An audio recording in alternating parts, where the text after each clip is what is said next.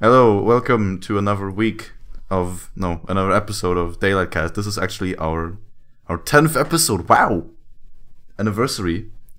Get the party horns. We been doing this for a quarter of a year. Yay. We got Tofu. Yo. And we got Big Shot Streamer number 2, Flare 2V. It's me. It's him, the one, the only. And me, I'm your host. My profile picture's got a Santa beard, because it is Christmas. I don't care what anyone says. Man, it's not even December yet. Merry Christmas! You know, Merry Christmas! Merry Christmas! Merry Christmas! Merry Christmas! Alright, we were just talking about something. I think we can continue on that. So whoever wants to go and just pick it up from where we left, you're welcome. Oh. You're getting giddy. Are we starting with this? I mean, if you want to, we were like getting into it, so why not? Okay, well, the clip you can find in the description of the video. Well, someone kind of said it out loud. Finally. Yeah, basically that's all I have to say about that. You know, you can formulate your own conclusions. For people that don't want to like watch or can't or like listening to us at work, I don't know. It's basically the clip of a G-Star, McCody sitting, like Matthew McCody, the head producer, he's sitting with a bunch of the hosts and they're talking in Korean. And the translator waters it down and he basically says they expected him to be really good since he's like the head developer or the head producer. And if he was better at the game, then maybe the balance would be a little bit better too. So, yeah. I mean, they said it. They said it. They said it. They finally said it, and they did it to his face. Like, wow, damn. They don't give a shit, dude. They're Koreans. I mean, I guess since then again, I mean, we don't know the situation of behavior, you know, but I think like blaming everything on McCody also is kind of dumb since, as far as I know, he's quote unquote just the producer, you know? He's the game director. He's the director, he's not even just the producer. Yeah, right. he's misinformed. Producer, no. He's the game director. Oh boy. Yeah, I'm pretty sure he. I mean, yeah. He's got like final say on everything, is my understanding. Yeah. I mean, don't get me wrong. Like, I'm sure he's a busy man. He probably doesn't have a lot of time to dump into like hours and hours into his game to get good at it or whatever. Yeah, that too. And at the same time, like I do agree. Like, if he was like a high skill player or whatever, I'm sure the game would be a lot better off if somebody like if the person in charge had a really, really good basis on knowing what would be good and bad. But at the same time, I don't blame him because, like I said, I know he's he's an older guy. He probably has a family. You know, he works. He probably doesn't have a lot of time. He's also does a lot for his job. He's always traveling around. I mean, he was in Korea. Right now, you know? So like, he's probably busy. He probably doesn't have a lot of time to fucking get good at a video game. I'm sure that's like the bottom of his priority list. You know what I mean? Even if it is his own game. As long as he understands that and respects the opinions of those below him, who actually are good, you know. Yeah, you don't have to be good at the game. You just have to be. You just have to understand it. Yep. You don't even have to understand it. You just have to be smart. And then, which, when you're asked if they could do anything about killers hitting people when they're coming off the hook, and your answer is, well, it only happens when the killer's right there, then I don't know. I don't know. That answer is... He's right, but he's... I don't know. Being a game dev is hard, man. It's hard. It's hard. We're not pointing fingers. We're just saying. We're just stating the obvious, I guess. Anyways, let's get into some real topics. We had a pretty juicy dev stream this week. Hell yeah. They were talking about stuff like map balance and palette distribution, which, it's a start. It's a start. And probably the biggest thing we're getting anytime soon is the Blood Web rework. Another one, Legacy Point 2. Can we get a Legacy Hag? What about that? Legacy for hags. Sorry. I'm only thinking about the hag. I actually love the whole idea of the Blood Web rework, because fuck the current Blood Web. Shit takes forever to do anything. Like spending 1 million blood points takes so long.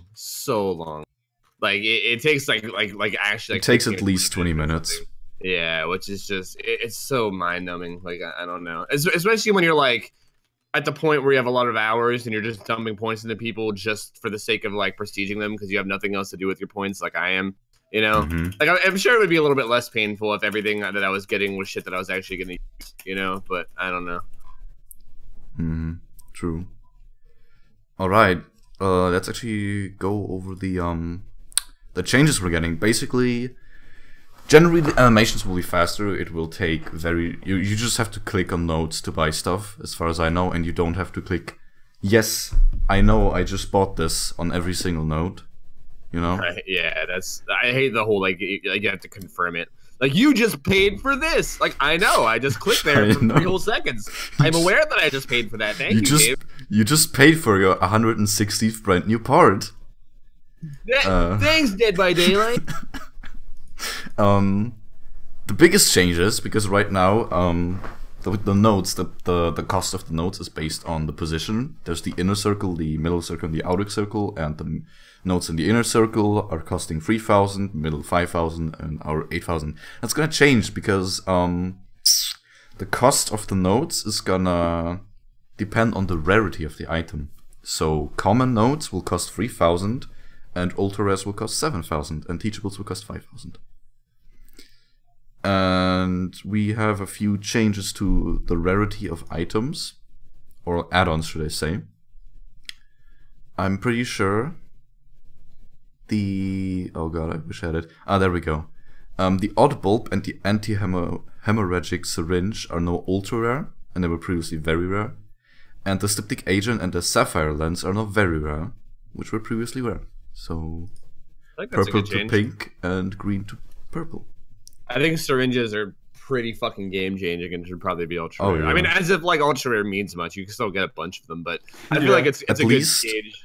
At least now we have some add-ons that actually like rival the brand new parts spot in the ultra rare category. So yeah, it shows that like, especially to like newer players, that like, look, this is a really fucking good add-on, you know, like. So I don't know. Right now, because brand new parts were so non-rare, because they were the only ultra rare item or add-on. So basically, every time the game will roll a dice, if you'd get an ultra rare. And if it landed on yes, it would roll another dice on which ultra rare, and since there's only one ultra rare, you always get that one. I don't know about that actually. Yeah, is that how that works, or maybe it would explain some things. I mean, that's how I explain it to myself. You know? Putting all of the game changers in the same rarity is really nice, because then you actually don't get stacks of them. Yeah. No, syringe is one of the most game changing items in the game add-on. Maybe the most. Yeah, there's nothing crazier than when you like down somebody and then like, you just run up. Especially after like a long chase, and you're like, finally I downed him, I could have some pressure on the map, and then someone runs up and it's like, fuck you, syringes him and runs away, and then everyone's full health again, and they sprint burst away, and you're just like, okay, life sucks. I actually had that happen to me just yesterday. I was actually trying out Doctor, and I got the new map, and funnily enough, the mech that just saved that white with a Styptic Syringe was also the same mech that kept running to a certain spot on the map where the killer can't reach you. So that guy's kind of a dick. Good thing.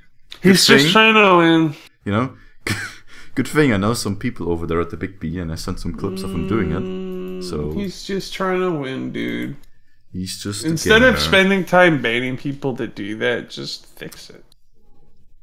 That makes way too much sense, dude. Get out of here with that. Get out of here. What are you even doing here? Yeah, what? No. Let's get back to the Blood Web, actually. Policing toxic behaviors or adding 2 barrels to the map to make it not infinite. Anyways, they're removing the light-related offerings, the bouquets. So, you know, like full I'm kind of moon sad and- about that. Yeah, I don't know. They're saying the reasoning was that they messed with the lighting, and they quote-unquote said that they didn't really know how bright the maps actually were because of those offerings.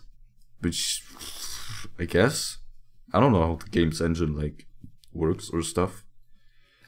I'd like to That's have the made reason. a return. Yeah, I guess. I don't know. It'll help because then you won't have those games anymore where you just have like those free P3 Claudets with Ultra Rare on, you know, with Darkest Moonlight on Shelter Woods, and you just. Yeah, but no Urban Evasion. And they all have Urban Evasion. You don't even get a chance to stare at the Claudette that's right in front of you because she's behind the rock. Yeah, I kind of, I don't know. I'm like torn with these changes because I always thought they were interesting.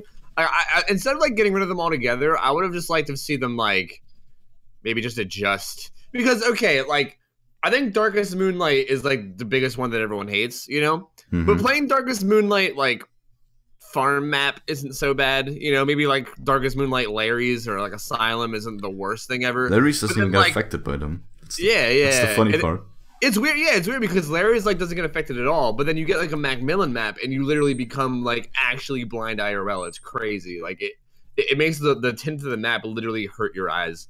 And I would rather just see them like fuck with, you know, how it affects those maps rather than just get rid of them altogether. Because I do think they're interesting, you know.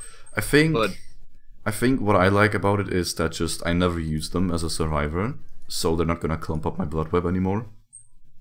So Yeah, that's like the thing I like the most about it. Yeah, I agree with that. I didn't ever use them. Barely did I ever use them, so it didn't really matter to me. Yeah, it's just more room for more things. But I just generally I did like the concept of them, though. It just I don't know. I think they could have like redone them rather than just completely getting rid of them.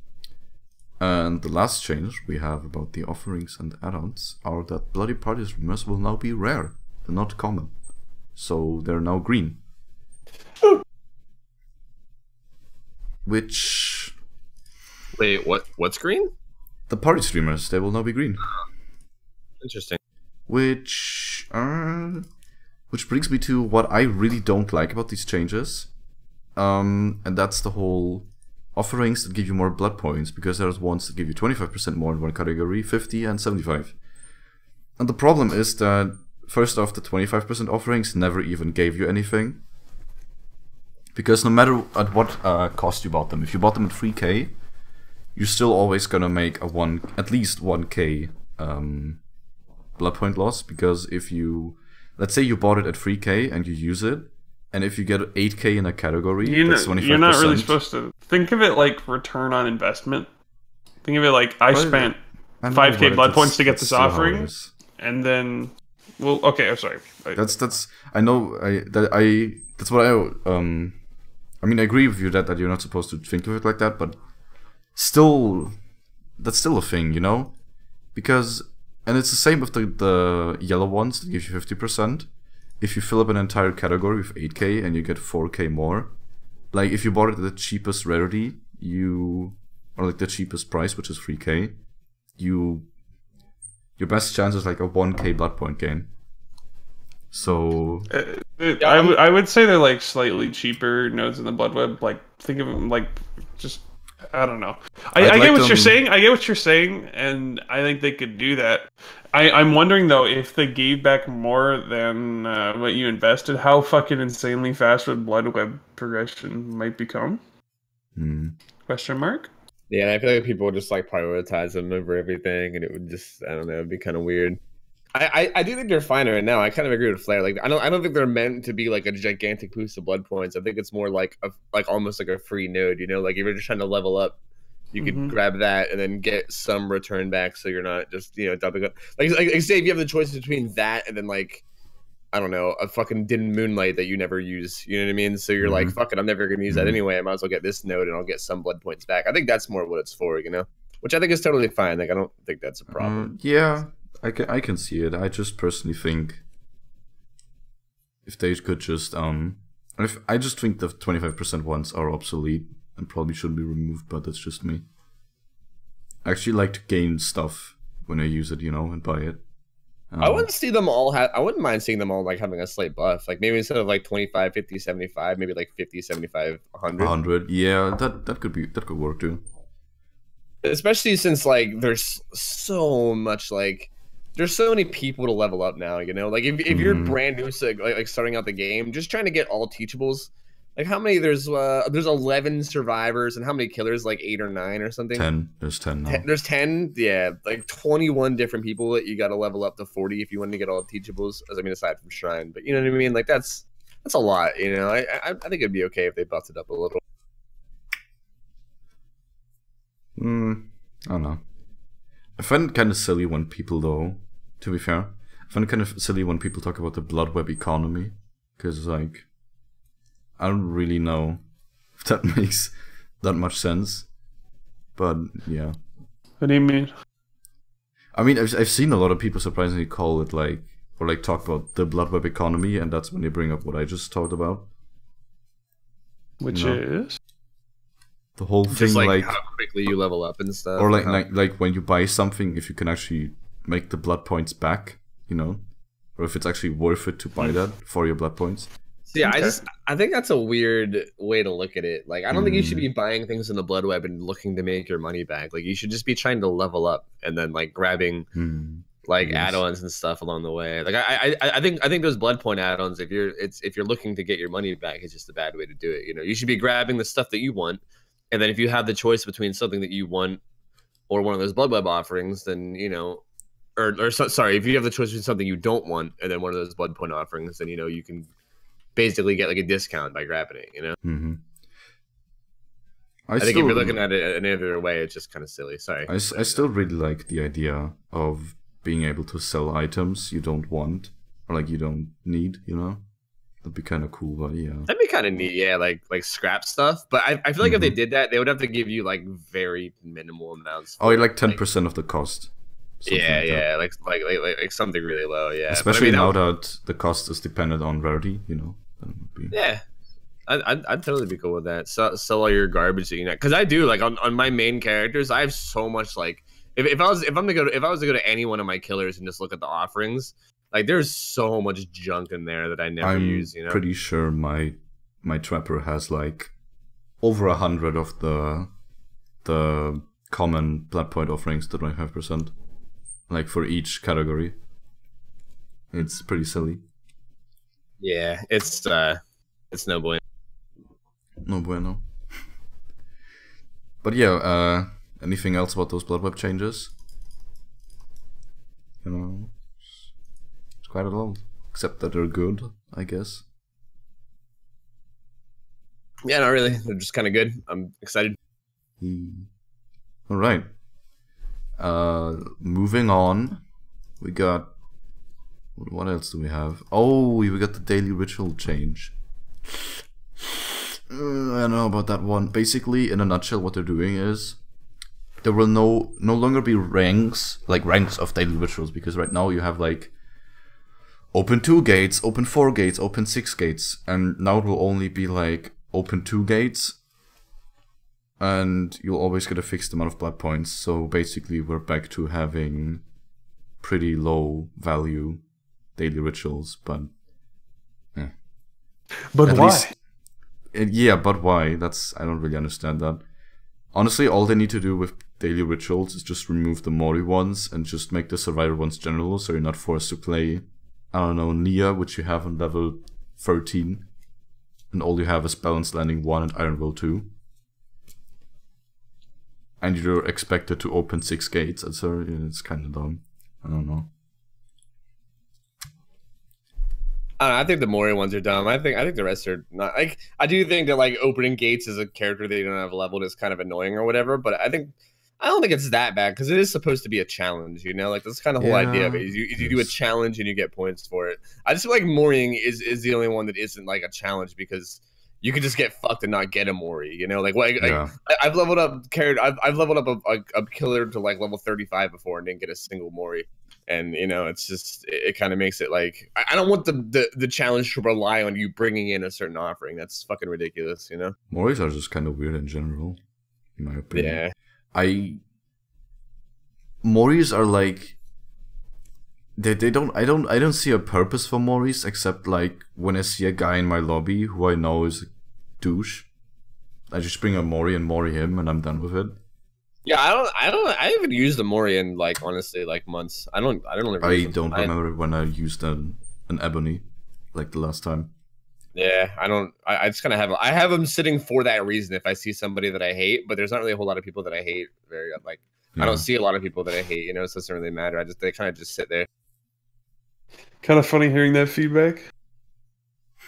Just because like I feel like that's the case with a lot of things in the game. Just do them out of hate now. Yeah, honestly, that's how like all real, too real. It is though. It is like all my iridescent heads on my Huntress. I don't use them. I just said, and I'm like, hey, if I get someone I hate in there, I'll use them. And that's how like most of my shit is. Like all the stuff that I know is annoying to play against, I don't use it until like. So weird, man. You get so many things that you only bring out when you see them when you had like Moris, BNPs, Nurse. Really weird. Why do these things even exist, man? Right. Wink, wink, nudge, nudge. Yeah, I don't know. So yeah, I don't think we can really talk about the daily ritual changes except that they're kind of dumb. I don't think they should go through. But yeah. I mean, even if they go through, because their reasoning, I think, was that they wanted the rituals to be, well, like, daily, so you can actually do them daily.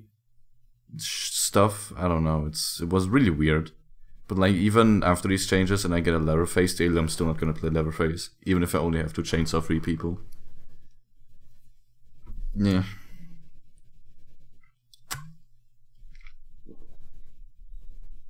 Okay. Moving on. More things about the rave. They gave us some more leaks about the rave. I'm just gonna read this list, I guess. The rave successful. Okay, it's still the 56 meters with the whoosh sound. That's what we talked about in the rave rework episode thingy. I'm just looking here because I don't want to mention the things that we already discussed again. He can break pallets and open lockers while cloaked. They didn't say if anything about generators, like breaking generators while cloaked, which kind of missing there. I kind of want that to be a thing, but yeah, you'd think if you can kick, yeah, you'd think that would be a thing. It probably will be, to be honest. I hope. Cloak speed is increased. Instead of being 3 seconds to cloak, it takes you 1.5 seconds. During that time, you will be slowed to 95% of your movement speed, and at the end, you'll like slowly ramp up back to 110. So it's not like you're 95% for the whole 3 seconds and you just instantly get back to 110. You just slowly ramp up in like the last second or something, or last half second. However, and this is where they went really in depth, which I really liked, is the uncloak speed is staying at 3 seconds, and it's not just like static. It's actually for the first second you don't start uncloaking, and instead for the first second while the Wraith is uncloaking, he'll start by raising his spell and be reduced to 50% of his movement speed. At the end of the first second, he'll ring the bell for the first time. What this means is that he does not ring his bell at the beginning of his uncloak. I think we can talk about that a little bit, because that's pretty cool.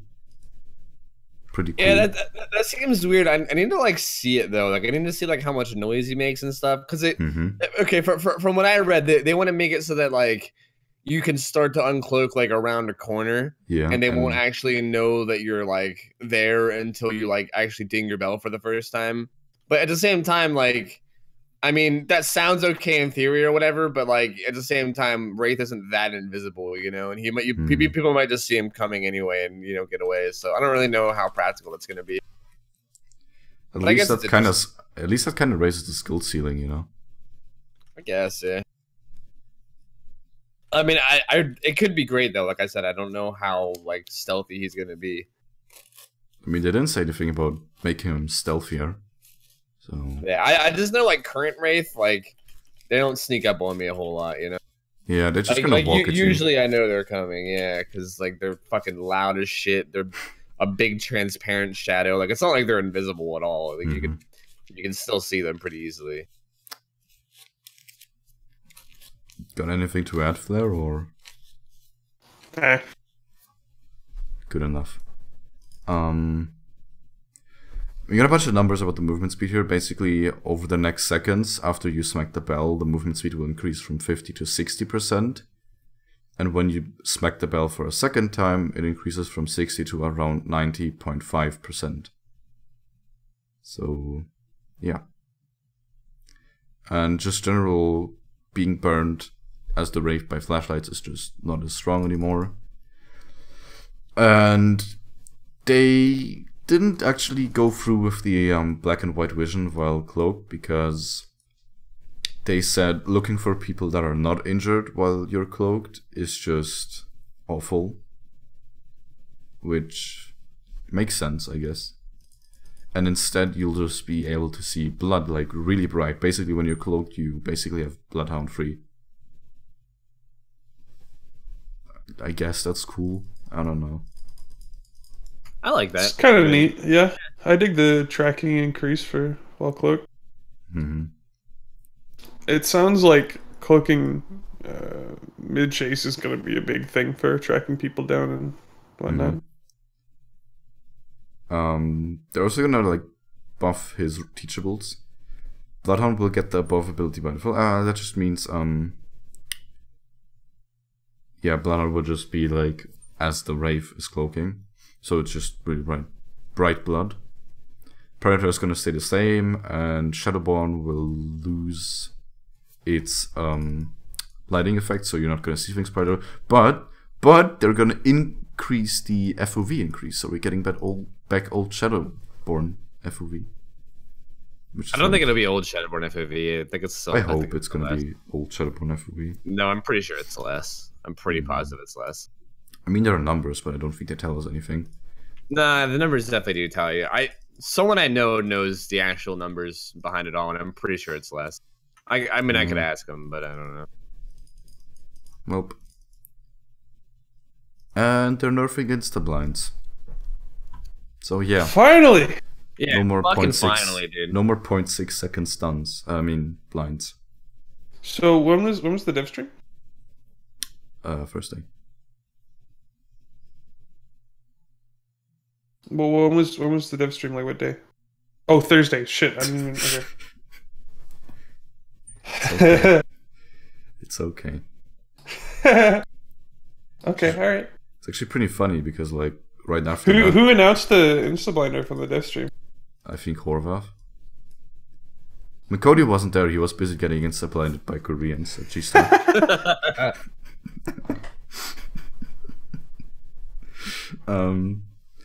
Yeah, I guess we're all pretty happy about Instablinds being nerfed, except all the survivors I've been playing against these past few days because they've all been using Instablinds.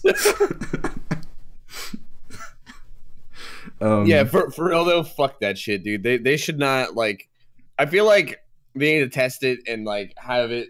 I'm even okay with slightly faster blinds, but if you literally can't like, if a regular human being can't fucking turn away in time to not get blinded, that's ridiculous, you know? Like, I do think there's a lot of counterplay to flashlights. I don't think flashlights themselves are OP in any way. I think they can be strong if used right, but there's also tons of counterplay. But insta blinds are just, oh my god, there's like nothing, dude. You just fucking they click M2 for half a second and then you're just fucking. There's no way to react. It's fucking ridiculous. I'm so happy about that news. And so happy. In general, I think flashlights shouldn't be used during a chase. Just turn around and blind the killer. That's just dumb. Yeah, like the whole idea behind them is that you have to hold them on the killer for a while, so you can only really do it like if you're locked in animation or it basically if they fuck up, you know, like with fucking insta blinds, they don't have to fuck up. You just have to point it at them for a second. It's just not okay. But yeah, we're also getting a PDB soon, a public test beta, so that's gonna be cool. About some changes. Finally, they're using it again. Like Jesus Christ. They have it and they never use it. Yeah. So that's cool. That was the dev stream. That was when that went over pretty quick. There's not like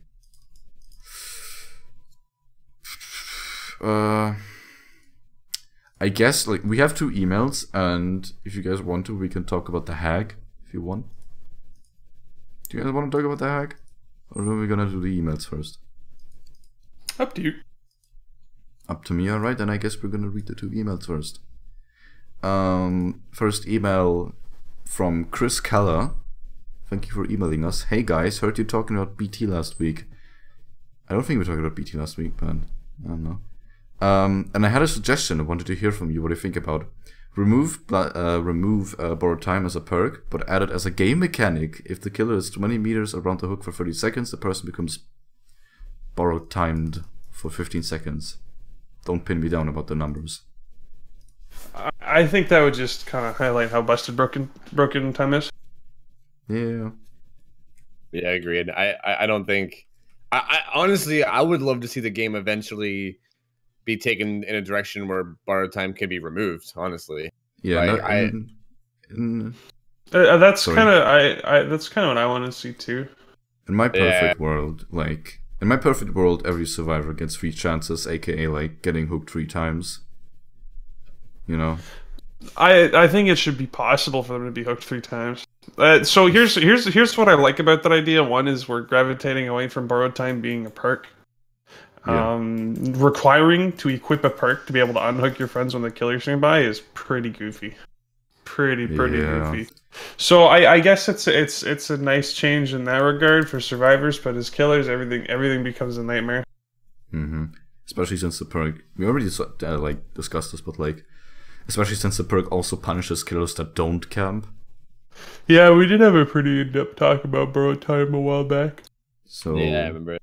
No, which else needs to be said? It completely fucking ruins killer time efficiency, just on a ridiculous scale, and it doesn't solve the issues of camping. So if you hit someone and they're running, they're gonna go down and they're probably gonna get hooked eventually. You didn't really save them, but it fucks killers. Yeah, it's just like another time waste perk. It's like a terrible band-aid to the shitty hook mechanics right now. And if the hook mechanics were better, it wouldn't even be needed, and it could just like that. I think that's the ultimate utopian goal here, is to fucking fix hooks, and then you don't have to worry about it. You know? Just builds perks in general. 2 out of 3 are just weird band-aids. True, yeah. If you look at all the perks that have been released in the past fucking bunch of DLCs, most of them are just kind of random band-aids to kind of problems that people are having in game, I feel like. Yeah. It's weird. It's really weird. So yeah, thanks for the email. I don't think we really agree with that, but with having borrowed time just be a game mechanic, but generally striding away from it being a perk. That's why I want a game mechanic that counters camping. I just don't think borrowed time is that game mechanic. Yeah. We should definitely specify that. Yeah, we definitely don't think right now borrowed time should just go and be fucking suck it up and deal with it. We just think that there should be mechanics in the game that make it so that you don't even need borrowed time if you're dealing with someone who's camping. Maybe teamwork can outplay a camper rather than borrowed time. I think that would be the better way to do it. What if the person that gets unhooked just gets a speed boost? What about that? I mean, that's part of Sprint Burst, and it could be a part of Balanced Landing if they decided to implement it, and it is a part of Dead Hard. I guess. There's a lot of perks for that. And then even... I don't know. If the person you unhooked could move before the animation finished, they would already be set to be body blocked by the person unhooking. So they would already have their second chance. It's just the speed boost would help even more. If borrowed time just gave a speed boost to the person you're unhooking, yeah, that would be rad. That would be a good use for the perk. All right. Next email from Chris Oyen. Okay. Hey guys, been loving the podcast. In some recent episodes, you've talked about some problematic perks, and one quote stood out to me. If it's not adding fun, what's it doing in your game? That got me wondering, what do you think are the best examples of perks that do add fun to the game for both sides, and what lessons should the devs take from those perks when designing future ones? Thanks for your time. I think we talked about. Did we? I don't think we talked about like perks. That Well, actually some add of them. fun. Some of them. Hmm. It's hard. It's really hard to design perks that are fun for both sides. The best thing you can do most of the time is design a perk that feels impactful or is enjoyable to use for one side without having the other side feel bad that the other side's using that perk. Example of this would be like botany knowledge, stuff like bond. Bond is really good because the killer doesn't see the auras. Jesus Christ. He'll feel the impact of it, but they won't feel bad about the perk necessarily. Have you ever heard of a killer complain about bond? Yeah, no, never. No, not really. And it's widely regarded as like one of the best perks in the game for survivors. Mm-hmm. Informational perks are really good for this sort of thing. That's what I've been thinking about. I think like survivor perks should just be focused around information, and killer perks should be focused around like raw power. I mean, in a lot of ways, I guess my only concern is if perks around killer are focused around power, it'll feel mandatory to have all the perks on killers in order to play them effectively. Yeah, that makes sense. I can't remember the fucking Object of Obsession. Object of Obsession is a perk with an upside for you, but also a significant downside, which the killer can play around. And I don't think it's really unenjoyable. I love playing against Object of Obsession on killer. Record, I fucking love being able to see someone to go straight to them. The only thing I don't like about it is that they're usually the obsession, so Decisive Strike. But whatever.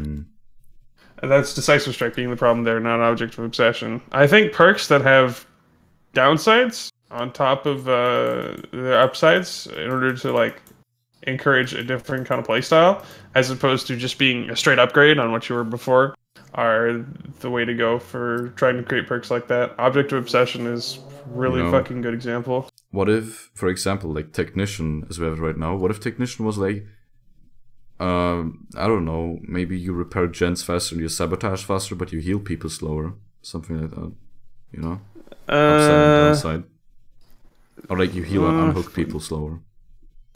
I don't know, man. That upside, it depends on the numbers. But that's not what it's just like the upsides and downsides. Head, I would rather they be like informational, exchanging maybe some of your time efficiency for information, or giving the killer information. It's easier to informational perks are easier to get creative with and mess around with. Or just be creative in the way that you implement efficiency. So, for example, if you were to implement like resource meters, kind of deal. So, one of my ideas for Streetwise a while back was give Streetwise a resource meter that regenerates over 30 seconds, and then using an item during that time will give you. It'll cost nothing, essentially, for the 2 seconds of the resource meter. So every 30 seconds, I can blind someone for free, more or less. Mm-hmm. Something like that. So it wouldn't be super impactful. Maybe not 30 seconds, but maybe it was 60 seconds. I don't know. Numbers can always be tweaked. Something like that wouldn't be super impactful, especially with say medkits or sabotage. But it could feel impactful in how you use it, and you can strategize around it. So maybe you'll sabotage the last part of the chat once your resources come back up, or I don't know. Mm-hmm. If players have to think about how they use their perks, but they're not too impactful, then there you go. I don't know, some ideas. Mm-hmm. Yeah, I just like to sum this all up again and like get back to like his question. I agree with Flair. I don't think a perk has to be like it like for instance, I don't think a survivor perk has to be like enjoyable as a killer and vice versa. You know, like I don't think every perk has to be like, you know, like I love playing against this perk. But it also shouldn't be painful, you know? Like, I feel like it should be fun to play with as whoever's using it. Like, a survivor perk should be fun to play with as a survivor, and a killer perk should be fun to play with as a killer, while also not crippling the other person is fun. Like, which is basically like what you said, like playing against stuff like botany knowledge, bond, I've never played a game and I'm like, wow, like that's crazy. That like affects me so much. Like it's always just like, yeah, whatever, you know. And I think that's fine. Like, I think that's great. I think that's how it should be. And there are some perks that are fun. Like it's kind of you said, like Object of Obsession is really fun for both sides, but that's not even like a true necessity. I think it's more just not being terrible. Which this is something I've kind of realized. At least for me, I don't know if it's true for anyone else. But you know, Decisive Strike, really fun to play against. But like, is it even fun to use? Because whenever I use Decisive Strike, I think it's a really unfun perk to have, because you know, you get the skill check and then you don't hit the skill check because maybe they have Unnerving Presence, or maybe you get like a 3 o'clock skill check, anything like that. And I just basically wasted a perk, and I feel really stupid for using the perk, and I really regret using it, you know? It's like...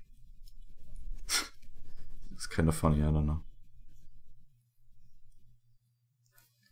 Oh well, thanks for the emails. If you want to send us an email, send it over at daylightcastpodcast@gmail.com. That's daylightcastpodcast@gmail.com. Yeah, email us. Email us, send us some shit. And also, thanks for emailing, guys. Appreciate it. Thanks. Thanks for the emails. We love hearing stuff from you guys and discussing. You know, if you guys have anything you want to talk about or things that you want us to discuss, I mean, we're always all about it. So send in whatever you got. You know. So right. I guess since we kind of want to do that and talk to ISO, let's talk about beef jerky, the hag, the killer. Yeah, the hag. I don't know, pretty underwhelming. Basically she's this mud zombie. I don't really know what she's supposed to be.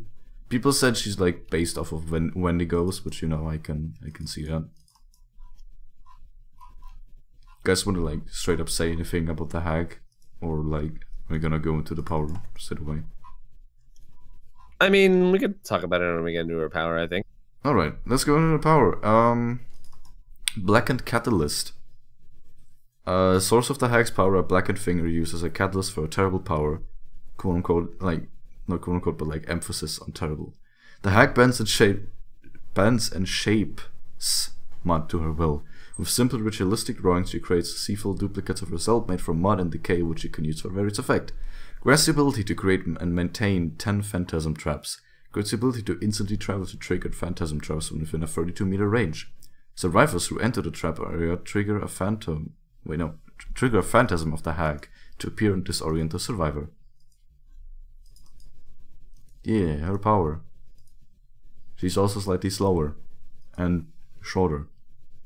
So her power is like it's weird, okay, because it's basically like another trap power, which you kind of already have as a trapper, but like it's different because she doesn't have to go around collecting. It's so much better than Trapper in like a lot of ways, because she doesn't have to go around and collect her traps like Trapper does. She just always has them. Like if all your traps go away, bam, they're right back in your pocket and you can use them again, you know? So it makes it kind of interesting because you always have your resource.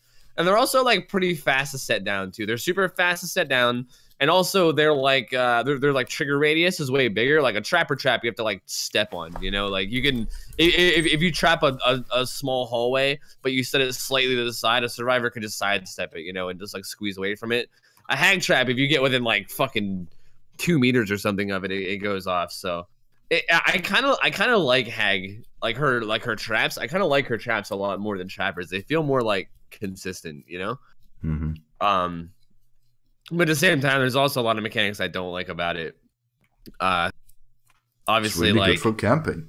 Yeah. Her ability is it seems like most hags fall back on the same play style where they catch. They don't really use their traps in like creative ways to help them catch survivors and chases. They instead just kind of like chase a survivor around, get pallet looped for fucking 4 gens, and when they finally catch them, they're pissed about getting pallet looped, even though they didn't do anything about it. So they put you on the hook, and then they put like all 10 of their traps all around your body and make it so that anybody that even tries to come anywhere near you has to run through a fucking gauntlet of traps, and it's literally impossible to save you. And it's, yeah, I love the ability. I think it has a lot of awesome creative like things that you can do with it. Mm-hmm. I just it bums me out because I feel like most hags don't get creative with it, and most of them just use it as like a way to camp. It's fucking. That's depressing. the most effective way to use it, though. Reduced movement speed means not viable in a chase. Yeah. She also doesn't move fast enough to place them around the map, so that they just kind of happen to pop up in a chase. So the best way to bait people towards your traps, well, I don't know. Yeah, I mean you're not wrong. I think it's a problem with Hag is her slow movement speed, which I don't think we covered yet, but she does have a slower movement speed than most killers, like slower than default. It's like Hunter speed. Painful. It's yeah, it really is. It sucks. Really, I would love to see something done. I think we just talked about this last podcast too, where someone in my chat told me that they would like to see her movement speed like buff up the base, and then also make it so their traps just get like they basically become useless if someone gets hooked within like 24 meters of them. Like basically, you can put traps under hooks, but as if there's somebody on the hook, then the trap just won't go off. You know, so basically it gets rid of the camping aspect, and then basically gives you the speed so that you can maybe use traps in chases and not, you know, get punished for it. I think that would be great. That would be wonderful. Would it be funny if the hag, while not being in a chase, she like gets down on all four and crawls around and is like slightly faster? That sounds creepy. That sounds like the crawler. I know, that's the crawler. That'd be so cool though. Like imagine just doing a gen, you like see in the distance, see like the hag crawling on all fours, like sprinting across the map.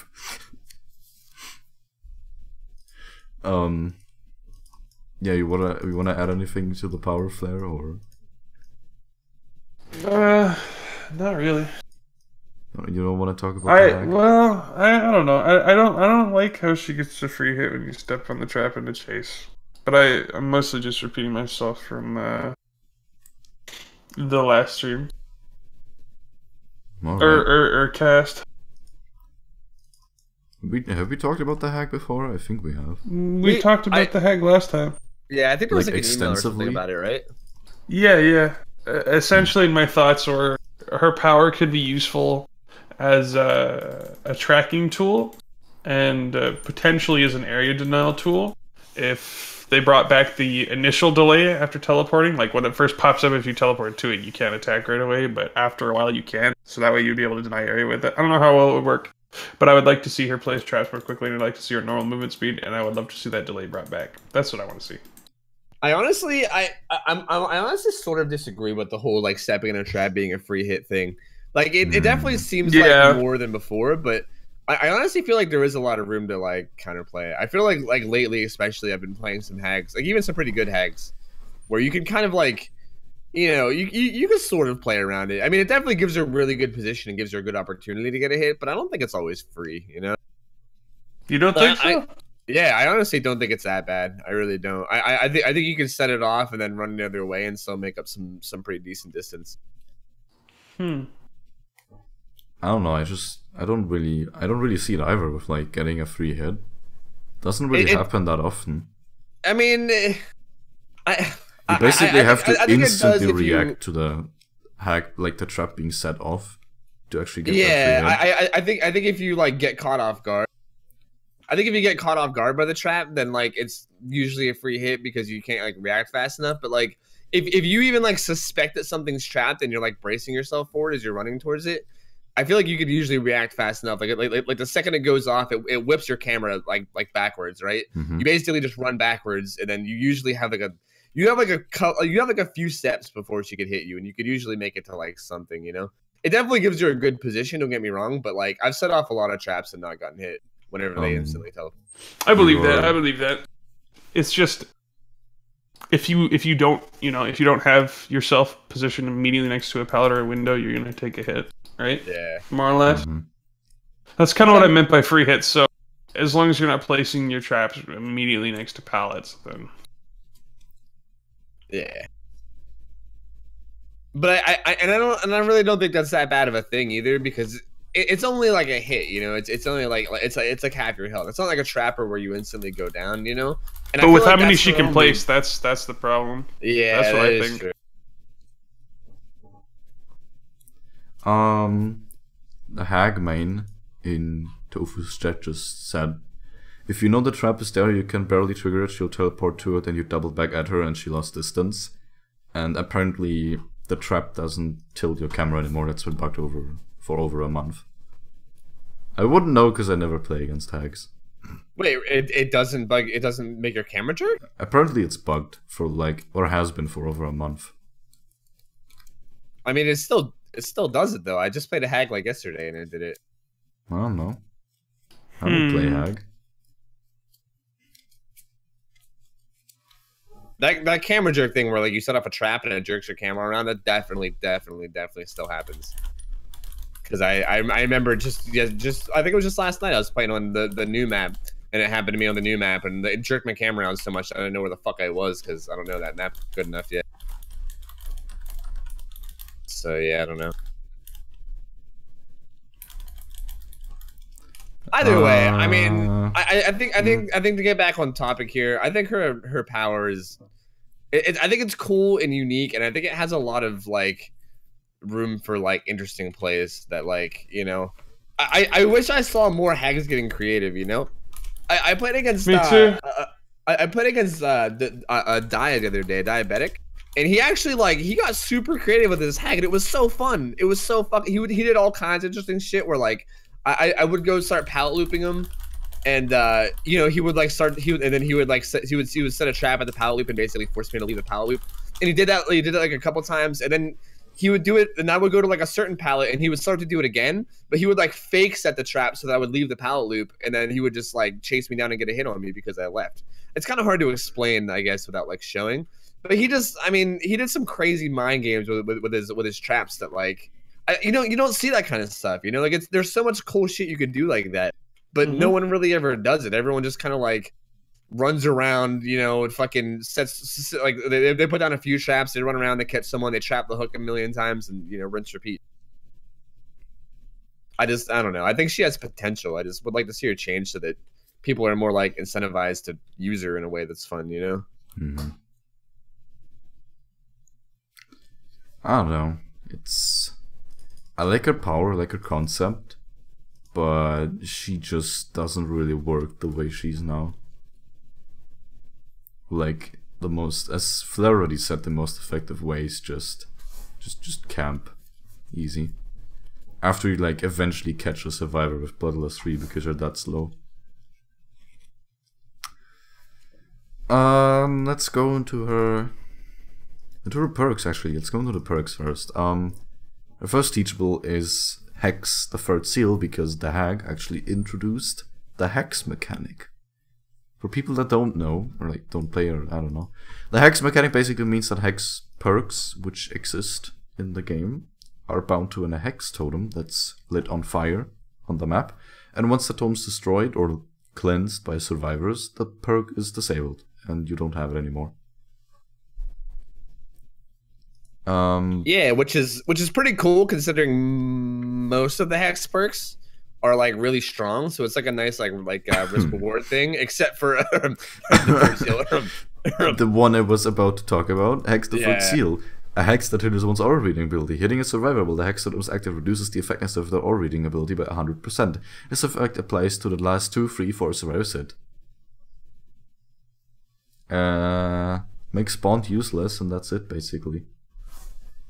Yeah, see, that's weird to me because I feel like that would actually be good if it blinded you from like your base aura readings too. Like say like if you just like down a guy, like how you can see your teammates that are downed anywhere. Like maybe a third seal made it so you couldn't even see down people. Then like maybe that would be good. You know? Yeah. Who even needs knockout, right? Yeah. And then it would be destroyable, so it would be like semi-balanced. Yeah, I guess. I don't know. Still have to hit people though. Yeah, I don't know. I think it'd be if it just like persisted when the game starts. I don't know. It's weird. I don't know. That perk right now, though, in its current state, is fucking garbage. For the record, like that's probably the worst perk in the game. Is Killer maybe. I mean, I think it's right there with like Third Predator. Seal? I think it's yeah. It's so bad. At least the icon's like pretty good meme potential, but that's it. I mean, if it wasn't a Hex, I don't know. If everyone was running Bond and you eliminated Bond, you could kind of fuck with their efficiency, catch them off guard in a lot of scenarios. Yeah, I agree. But I think definitely it's one of the least impactful feeling perks this killer probably. Yeah, And but I think even sorry, I was gonna say No, it's even fine. if it Sorry. wasn't a hex perk, I think it would still be like a very niche perk that isn't like Mhm. you know wouldn't be good. It would be like Lightborn, you know, like if you Yeah, think that people are exactly, or yeah. something, Which is like, you know, yeah. it's just another perk, which I don't like these perks who are just so niche, like, or like for survivors, like small game or pre-buff slippery meat, where there's a pretty high chance you're not even gonna like get any use out of this because like the opposing team is just not using the perks, like the items that this perk counters. So yeah, I mean, as Toph already said, if it were to like remove hooked people's auras or down people's auras, then it'd actually be pretty decent, but until then it's just gonna stay in the garbage. Next teachable. Hex Ruin, a hex that affects survivors' skills at repairing generators. 2, 3, 4 survivors are affected by Ruin, which causes good skill checks to result in 5% regression on the generator, and great skill checks grant 0% regression. Ruin. What do you think about Quit Ruin? perk shit takes longer. Yeah, it's kind of a throwaway perk, really. Like, people use it just because, you know, guess I'll give up one of my perk slots to maybe slow down the generators a little bit. I mean, it always slows down the game a little. Like I think the only time it doesn't is if they literally spawn right beside your totem and it's dead in the first 10 seconds, which does happen. And I think that's a whole separate problem that we could probably discuss. But like, I think in general, like even if it gets destroyed pretty early, people usually like see that you have Ruin, go look for it, and then destroy it. And that's all times they're not doing gens. You know, I definitely think it's probably like the most efficient slowdown perk most of the time, aside from like those rare situations where it gets broken in the first like 10 seconds. Aside from that, I think it's usually the most efficient slowdown perk, you know? It's definitely a fucking bitch to play against. I know when I'm a survivor, I do not like playing against Ruin. I hate it. But not really in like a imbalanced way, like more just like in an annoying way. It's just kind of like, you know, it's weird. People, funnily enough, DC over Ruin, which is weird, but okay. It's not fun. Maybe. Yeah. I mean, I would understand it if like the killer was like all out. Like I still think that one of the most annoying things to ever play against is fucking Hex Ruin and Thrill the Hunt, and then them just like defending the shit out of their totem. Like, That's a fun game.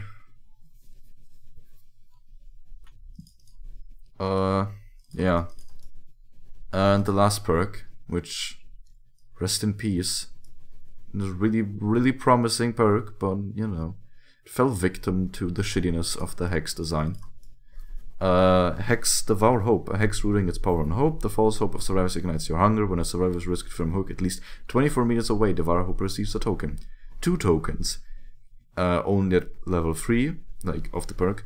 Gain a 5% speed burst for 10 seconds after hooking a survivor. Speed burst triggers 10 seconds after hooking a survivor.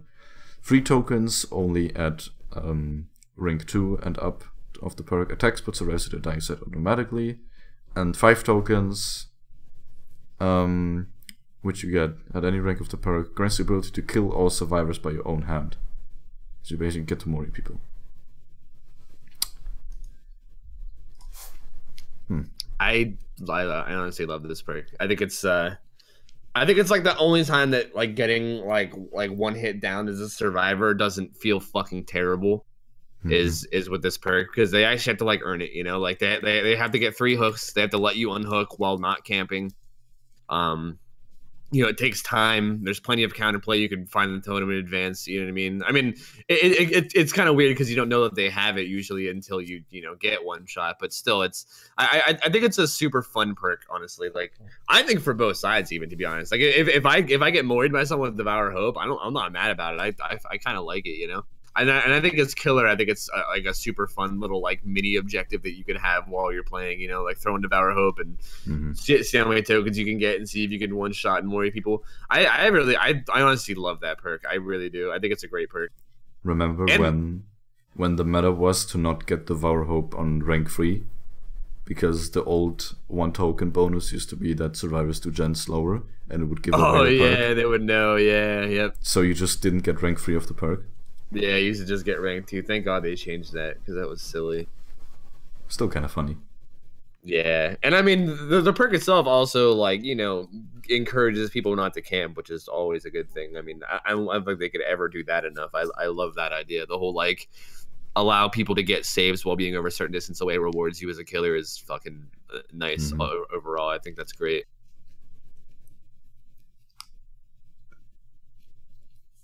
What do you think, Flair? You want to say anything? What do I think? I think Devour Hope, at first it was really upsetty for me because I just wanted to more people after 5 hooks. But then they started changing it, making it a little better, and it's alright. It's pretty cool. I like it. It's pretty good time efficiency perk. It's pretty good all around. So, of course, sometimes you get unlucky and then just it right away, but it's a pretty good perk. It's pretty cool. For to play with this killer, playing against it is kind of but whatever. Yeah, I feel like a lot of people might not like playing against it. I personally don't mind. Like, I have a good time with it, but I could totally understand if someone doesn't like. I mean, I feel like getting one shot down by, like, you know, like M1 attacks or whatever, like, pretty much always feels shitty. Like, I think that's what makes Noah feel shitty and stuff, you know. But like, I think if I ever was gonna get one shotted by something and feel like I deserved it, that would probably be it, you know. I'm not sure if it actually does it right now, but I think one of the most requested things for Devour Hope was to only light up the totem once you actually get tokens. Is that a thing right now, or? Yeah. Okay. Okay. Should be, but you know. Yeah. Then we can talk a bit about the add-ons, if you mind. Oh, we're not gonna talk some of her add-ons. Oh no. We're not add-ons, man. We're not gonna talk about the add-ons that just like increase trap setting time or increase the distance from where the hack can teleport, or like increase the time the phantasm trap stays like triggered, because those are just like straight upgrade add-ons, and we can't really say anything about these add-ons except they make your power better. Yeah, yay. They're good. You run them and then you do better. Everything is better.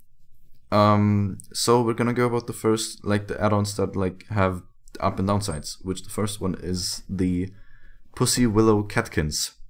A handful of small pristine flowers clusters covered in a fine grayish fur. I should read these. Reveals the survivor's aura for 2 seconds when you trip a phantasm trap. Slightly reduces the effective phantasm trap range. I've actually never used those. I'm gonna be perfectly honest. Never used them a single time. It sounds interesting, like you see their aura for 2 seconds after it goes off, but you teleport to the thing anyway, so what's it matter? I don't know a lot about her add-ons, man. That's why I'm reading that. I played Hag for like a few hours when she came out, and then never again. Nobody has shown me anything interesting or fun that you could do with her to justify me wanting to play her. I did some hard testing, and there were some kind of neat things that I could do, but with how fucking slow she was and how impractical they were, I don't know, man. Right? It's fucking painful to play her, man. It's hard to like even like I want to play her just to learn more about her, but God, it's fucking painful. Yeah, my earliest. It's like I could play Hag or I could play Billy. Yeah. And then they made it so I didn't want to play Billy anymore. So here we are. My earliest memory of playing Hag was 4King on Shelter Woods and saying, wow, like in the endgame channel, I was like, what a weird killer. And then some guy just said, fuck you, and left. And nice. And then sounds like a typical game. I feel that. And next game, I played her on Torment Creek and I got absolutely shit on. And then I said, this killer sucks. And some guy said, you suck too. And then I stopped playing Hag. I think those are like my most memorable hack experiences. Dude, that's beautiful to be honest. Anyway, so we should probably get back on track. Let's get back to the add-ons. Okay, this add-on, like I haven't used it, but it doesn't seem like it would do a whole lot because when someone sets off your trap, most of the time you're teleporting to it anyway. So like, what's the aura reading really doing? I guess the only time it would be useful is if you're like in a chase or something and someone sets off your trap, but you already know where they are anyway. Like, what? I just don't really get why you would want to see their auras for 2 seconds. You know, I guess you get to see what direction they're heading in. I mean, I'll say this: it improves the tracking tremendously when traps go off. If teleporting to traps as soon as they popped wasn't as viable as it is now, the add-on would be a lot better. Yeah, and I guess also if they set off a trap, say like out of range of the teleport, like I think the current range is like 32 meters or whatever that you could teleport the traps. So if they like set off a trap and they're like, you know, farther than that away, I guess you can see what direction they're heading in, so you know where to look for them. So I guess it's probably not too bad. I guess it probably just helps out your tracking a little is basically what it does. Yeah, that's also a 4-second version, but no, I don't know. What I actually find really funny about the hack add-ons is that all the add-ons except the common ones, who like increase the distance from which you can teleport, like increase setting time. I mean, slow down setting time, except for the one that slows down setting time. Actually, they all have a downside to them, which is kind of weird, to be honest. Not other killers actually have that. Like, for example, the Dried Cicada, which considerably increases the distance from where you can teleport to your trap, also has a downside where you take longer to set down the traps, which is kind of weird. I think it kind of contributes to the shittiness of the killer. And is someone using Devour Hope in your game right now, Tofu? Yeah. What's happening? Yeah. What? We were just talking about it, dude. Check it out. Oh, Getting Devour Hope on right now. Oh. No, but I mean, I don't mind those kind of add-ons that are like plus minus. You know, I know Nurse has those add-ons. I mean, anyone who runs add-ons with Nurse is fucking crazy. But I mean, I know she has those add-ons, and I don't think it's a bad thing.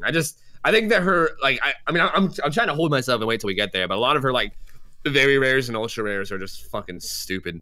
So I'm just gonna hold my tongue and wait for you to get to them before I talk about them. But let's talk about the first one actually. It's got the Scarred Hand. Ooh, the Scarred Hand! It's the cut up severed hand of the cannibal village butcher. The trapped life essence within unlocks the tremendous potential in the hag's power. Mud phantasms have collision. Mud really reduces the hag's movement speed, removes the hag's ability to teleport her traps, grants 300% blood points from devious and score events, trumps all other add-ons. Quote, ... the butcher. The butcher. The butcher. Pudge. Dude, this one blows my mind. Like, the hag is already fucking slow, and then you moderately, like, what? The best part is that's not even the only add-on that reduces her movement speed. I know, like, what? It blows my mind, dude. Like, she's already slow as fuck, and it's like crippling. It's like crippling how slow she is by default. And then there's an add-on that makes her even slower? Like, what the actual fuck? I need to check how slow she is with that add-on on the wiki. Dude, it's fucking ridiculous. I really honestly can't. I tried running one time just for the record. It was like the most painful thing ever. They would run in a straight line, and like I would barely make any distance. They would hop a window and then just run across a straight line again. You would never catch them. It was ridiculous. It's actually fucking ridiculous. Her movement speed is 4.04 meters per second, which equals to 101%. She's 1% faster than a sprinting survivor. There you go. Yeah, it's what I'm telling. That's what it felt like. Like a dude just ran in a straight line, and I chased him like literally to the other side of the map. He dropped one pallet and then just ran right back to the other side of the map, and I could never catch him. Oh boy, does that add-on have like any potential though? I mean, that's what maybe if they like, you could totally fuck up a jungle gym, I guess. Like I think if they like change it so that like you weren't slow, I think in its current state, no, I don't think it has any potential. I think like you can maybe block a window or whatever, but like that doesn't really do much for you, you know? Like it doesn't really matter if you're blocking windows if you can't fucking catch them anyway, you know? Like I just don't feel like it's enough. It is neat. Like I like the concept of her traps having collision or whatever. But honestly, I don't know if you guys know this, but they kind of already do in a sense. If you're close enough that you can insta teleport, I don't know if this is a bug or if this is intended, but if you're close enough that you can insta teleport and they're like going towards like a window or like a pallet or something, if they set off your trap and then you just spam spacebar, you actually start body blocking like before you actually finish the teleport. So you kind of already do it by default. It's not really, I don't know. I guess that just makes it so that you don't have to teleport to it and it body blocks. It just becomes like a wall. So I don't know. I think if it actually increased her movement speed, because she can't teleport, that'd be kind of cool. Well, if she ever gets like normal movement speed, then obviously not, but like in the current state. Yeah, I don't know. I just think it's silly. Like it basically just becomes like you build walls around certain doors and windows, but and I think like okay, I think even if the fucking movement speed thing wasn't there, I think it would still be like not great, you know? Like it would still be, I don't know, like you're basically just like running around and setting traps so that if you ever chase someone towards that, it just like blocks them off. I guess it's okay, but I don't know. Just right now, it doesn't matter. Anything that reduces the hag's movement speed even more than there already is right now is garbage, and that's all there is to it. I would like to see it. I would like to see it like made to be viable though, like without the movement speed, because I think it could be neat. I think you could maybe do some cool things with it. Right. Anything else about the Scarred Hand, Mr. Flare? Yeah. All right. Next add-on, which is actually one of my favorite add-ons in the entire game, even though it's on such a killer. Got the Rusty Shackles. Traps do not spawn a hag phantasm. Trip traps give no indication of being triggered to the survivor. Dude, Rusty Shackles are legit. They're so fucking legit. I love them. They're like the ultimate like pull people off gens add-on too, dude. I remember when like Hag first came out, it was so easy to do that shit. You just like you just trap a gen with Rusty Shackles and then just teleport to it and bam, pull them off immediately. It was so good. Easy. I used to do it all the time. Yeah, it's super fun. In general though, they're fucking crazy. Like they're kind of nutty to play against. You can still see the trap on the ground, like you can see the triangle. Like so, if you know that they have Rusty Shackle, you can kind of keep an eye out for it. But I feel like most people don't do that right off the bat. You know what I mean? Like most people keep an eye out for the actual like the phantasm thing or whatever to pop out. So it's pretty wild when you're just like chilling or like running along and then bam, like a fuck. Because like you don't realize until she actually teleports to it. So she basically just fucking shows up in your face and it's like, I don't know, it kind of gets rid of like that like second to like kind of like how I was saying earlier, how you can react to traps and not get a free hit for the hag or whatever. It kind of takes that away. Like you don't have time to not get a free hit. That basically makes it so you get a free hit. Yeah, like if someone steps in your trap, you basically automatically get a free hit because they can't even fucking react in time. You're just there and then they're face. Yeah, I mean, it's pretty straightforward add-on, but it's really cool. Yeah, I think it's super neat. It's very. I think it's probably her best add-on. Super strong. Guess we don't really have anything to add to that. So moving on. Grandma's Heart reduces the hag's terror radius to 0 meters when a survivor triggers a phantasm trap. Increases a mud phantasm's terror radius to 60 meters for the tripped phantasm trap duration time.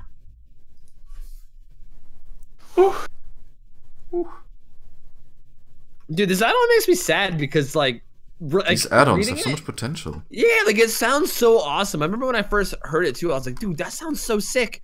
But I've yet to find a good use for it. I haven't had any hag use it against me, and I myself haven't been able to like use it in a way that is cool. Like it sounds like there should be so much cool shit you could do with that, right? Like that's so neat.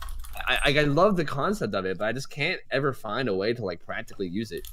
And you know, I don't think I've never seen the hag use it practically on me either. It just kind of sits there and looks neat.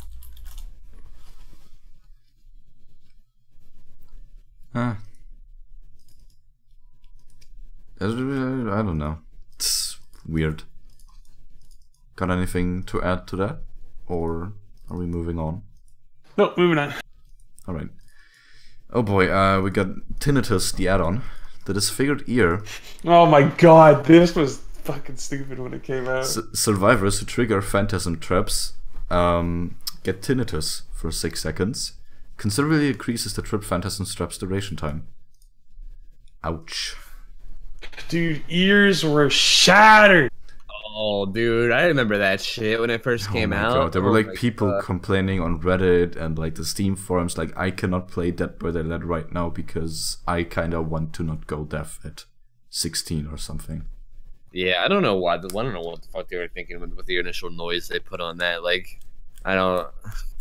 I guess it's like so weird because we got like games like CS:GO where there's the same noise but it doesn't hurt, and then yeah, it's weird. I think it was worse. I don't know. It would be cool if you just muted your game sound, but no.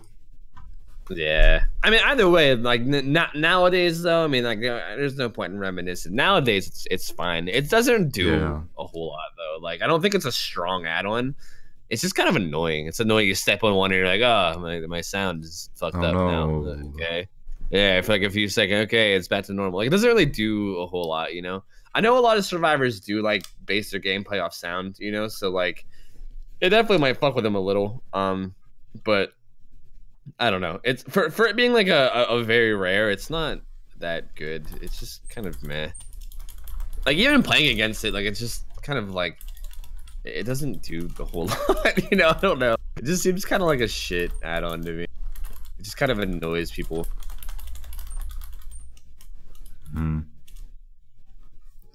Oh well. Moving on. Oh boy. Actually, let's go with the other one first. Mintrag. The hack can teleport to any phantasm trap in the level. Phantasm trap teleport has a cooldown of 15 seconds. Woo! This is a fun one. Dude, this add-on is such a fun. It's like the biggest joke, dude.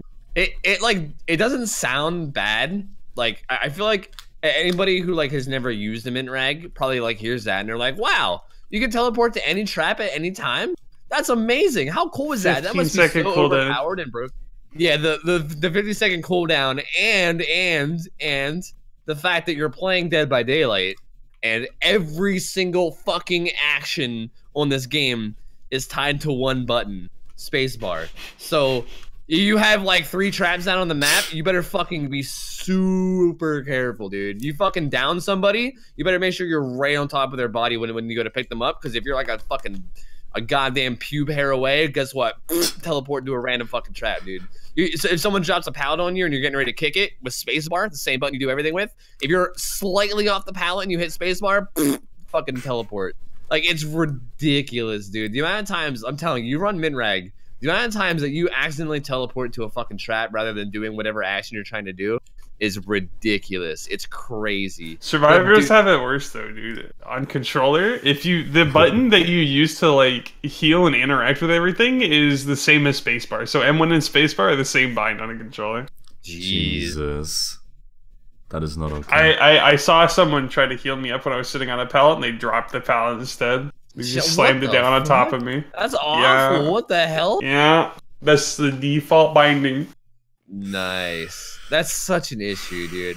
I honestly think that Minrag would be a pretty good add-on if it wasn't for that. Like, even then, it's not like OP because, like you said, there is the cooldown. You can only do it once every 15 seconds or whatever.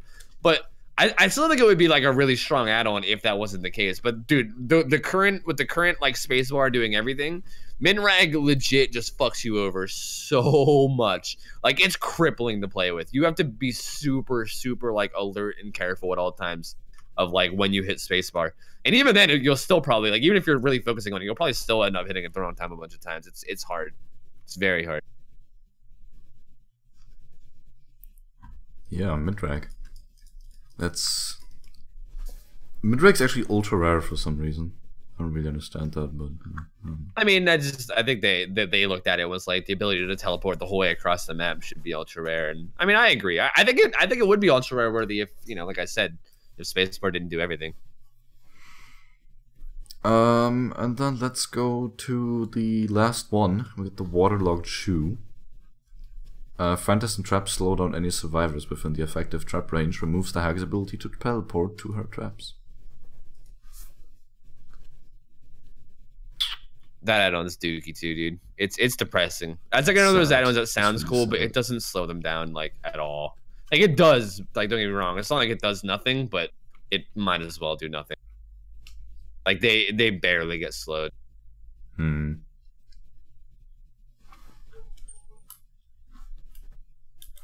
It's one of those things where like it sounds cool, and I'm like, dude, that'd be pretty sweet. You know, like they step in the trap and they got like muddy feet. They got a waterlogged shoe. You know, they can't run. Their socks are all fucking wet. You know, who runs with wet socks? So you catch up to them, but then you know they don't though. They still run. They run like I don't know, like 5%. I don't even know what the numbers are, but it's like nothing. Like they still outrun you pretty much. It's just I don't know. Sorry, they don't outrun you, but they you know they still run pretty quickly. They can still usually get to wherever they're trying to go. And then it just takes away your ability to teleport, you know? And then it sucks because you basically give up on your ability to teleport and get a free hit for the sake of slowing them down. And then slowing them down isn't even that effective. It's just, I don't know. I think it'd be cool if the numbers were buffed. They need to be buffed. Yeah, I don't know. Then again, if you... I don't know, it's so weird.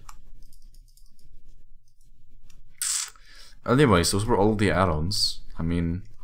Shout out to the devs for getting real creative. Like, actually, seriously, because those add-ons are really cool. Yeah, they are creative. I would love to see them tweak some, because I do think they're neat. Refinement's all they need, really. You know, one really redeeming quality about the hag, at least, is that her Mori is pretty fucking sick, but... Oh, yeah, dude. She has the best Mori, easily. Her fucking Mori is savage as fuck. I love it. I want to protest because I still think Leatherface's Mori is the best. But you get to hit people over the head with the hammer. Yeah, dude. Leatherface's Mori is pretty sick. I don't know if that's better. I'm not sure if that's better than Nurse's pancake flip, but... Dude, Nurse's Mori is trash. You can't tell me otherwise. I hate it. Well, I mean the flip though. Yeah, he's talking about spamming it. You know, you can sit there. And flip them. It's kind of like his other face. You can sit there and thwack someone over the head over and over and over again, and it makes a really satisfying sound too. Like, by the way, it's really nice. You guys know that they I don't know if I can say that they removed it. I would have to test that, but like, you know how it takes like 3 seconds holding down M1 to Mori someone. For some reason, they changed it to like down to half a second, and I'm not sure because I tried doing it. You can't flip people anymore. I think they made it so you can't cancel Moriing anyone anymore. Really? I'm pretty sure if you press M1 on someone, it does like a 1 second like charge, and then you Mori them. You are not allowed to have fun with your Mori. Man, that's so dumb. I love getting pancake, dude. Even as Survivor, I love getting flipped. You know. It's fucking great. I mean, I'm just saying. Instead of letting survivors bleed like out while you do the now. animation, they just remove it. Why not? It's pretty hard to spam because it's so quick now. Well, that was the hag.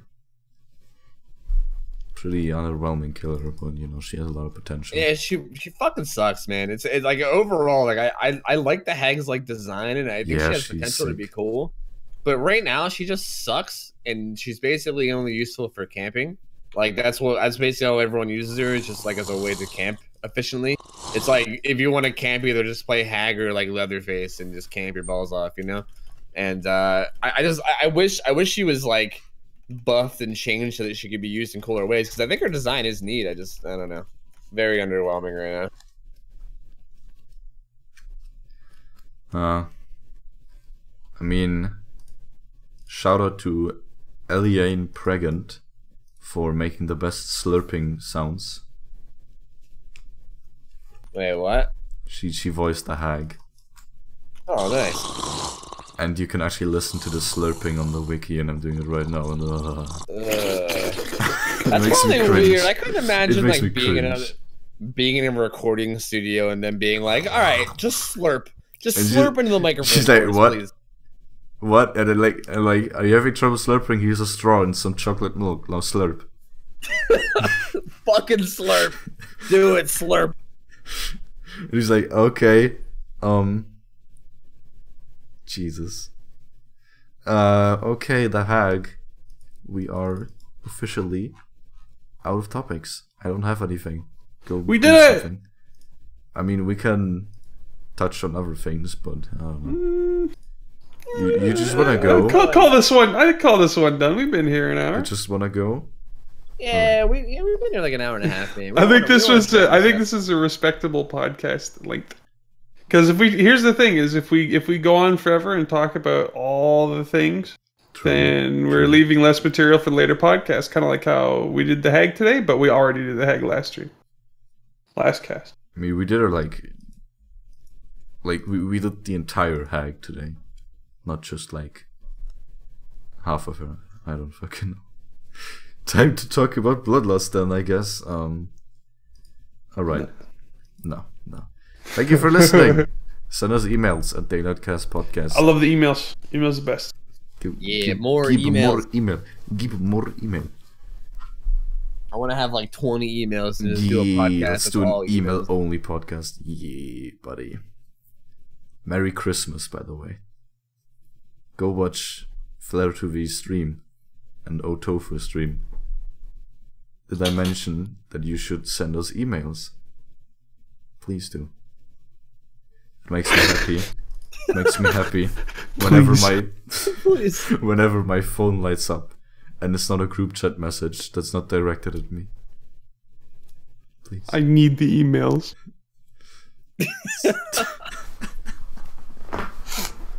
It's gonna be in the video description, so you know. Goodbye. Bye bye. Later.